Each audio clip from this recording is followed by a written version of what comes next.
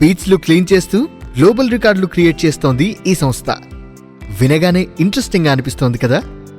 ఇది దృష్టి ఫౌండేషన్ కథ. రాజస్థాన్కు చెందిన దినేష్ కుమార్ గౌతమ్ అనే వ్యక్తి తన జర్నలిజం కెరీర్ను వదిలేసి సమాజం కోసం పనిచేయడం స్టార్ట్ చేశాడు. ప్లాస్టిక్ పెరగడం, నీరు కలుషితమవ్వడం, సముద్రంలో నివసించే జీవులు ప్రమాదంలో పడటం, ఇవన్నీ గమనించిన ఆయన దృష్టి ఫౌండేషన్ను స్టార్ట్ చేశారు. సముద్ర తీరాలను శుభ్రం చేయడం, బీచ్ల్లో పేరుకుపోయిన ప్లాస్టిక్ను తొలగించడం, సముద్రపు జీవులను కాపాడేలా అవగాహన కల్పించడం, ఇవే ఇప్పుడు వీరు చేస్తున్న పనులు. ఇలా ఇప్పటివరకు సుమారు 38 బీచ్లను నిరంతరంగా క్లీనింగ్ ఆపరేషన్స్ చేసి 20 లక్షల కిలోలకు పైగా చెత్తను సేకరించి క్లీన్ చేశారు వీళ్ళు.